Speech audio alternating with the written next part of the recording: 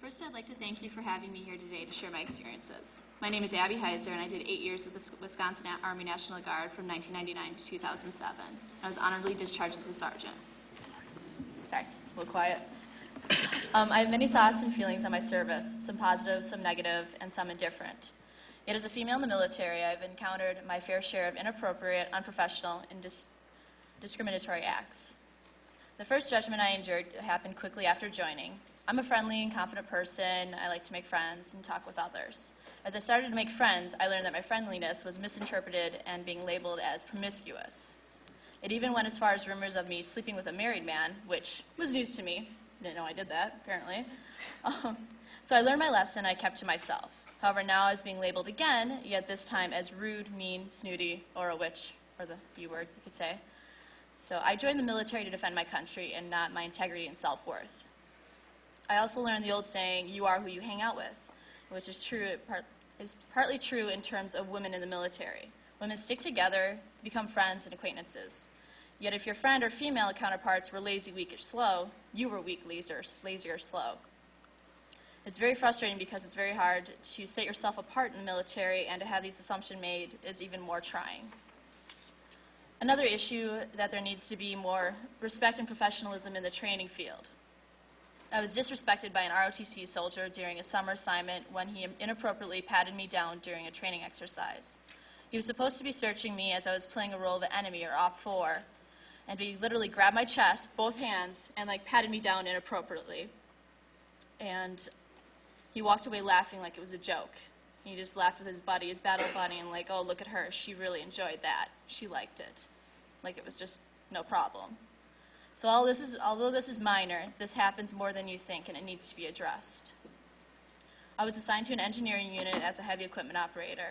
When it came to assigning equipment, my sergeant stated that he was going to mention or advocate for me to be assigned to an excavator because I showed good skill and competence. My sergeant was a civilian excavator operator as well, so this coming from him was quite a compliment. Yet when all was decided, I did not get my presumed equipment, as my sergeant was told he was only advocating for me because he had a little crush on me.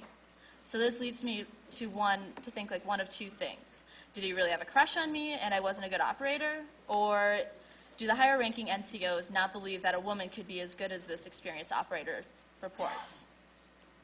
So just shy of 3 years in the service, I was selected to go to PLDC, Sergeant Leadership Training. I had worked very hard to get this opportunity. I even left college mid-semester for 2 weeks just to attend. Once I returned, I was under the assumption that I'd be promoted as soon as the sergeant slot opened up. Shortly after completing the course, I was then deployed to Iraq. I volunteered to go with another unit as it was taking months to mobilize my own.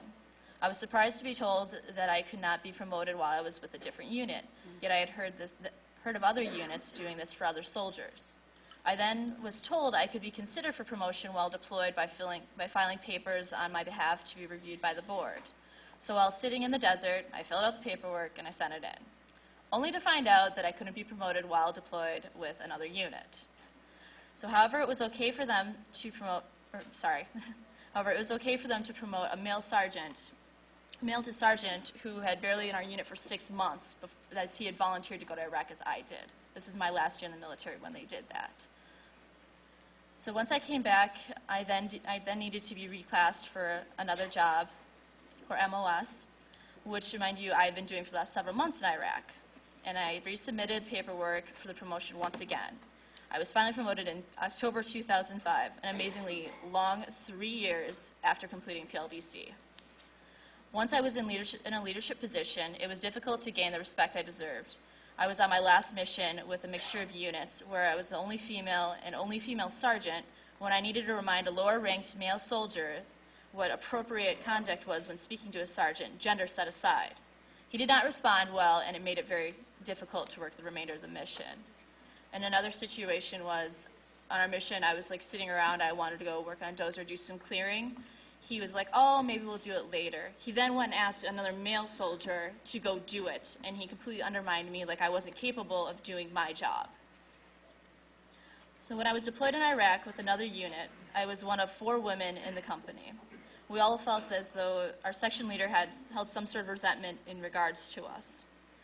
I wanted to take advantage of my assignment, experiencing as much as I could while I was there. There were many opportunities to help assist other units, platoons, with missions going outside the wire. I mentioned I wanted to join a few of these missions, yet I was immediately turned down due to my lack of time in Iraq. I didn't know there was a requirement to be there to do anything. Yet there were men there just as long as I was, or less than the amount of time, and they were allowed to go on these missions. So I really didn't understand how that worked. He did, however, make a nice attempt to even the playing field when he volunteered me to do patrolling with other platoons on Sunday, which I have no problem with, except for Sunday's our only day off. So,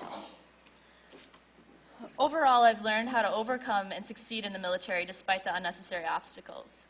I feel women in the military should be judged on an individual basis on performance alone. The stereotyping and blatant disregard of the many issues we must deal with must end, no matter how large or small the issue. We work among men, doing just as men do. We deserve the same respect. Thank you.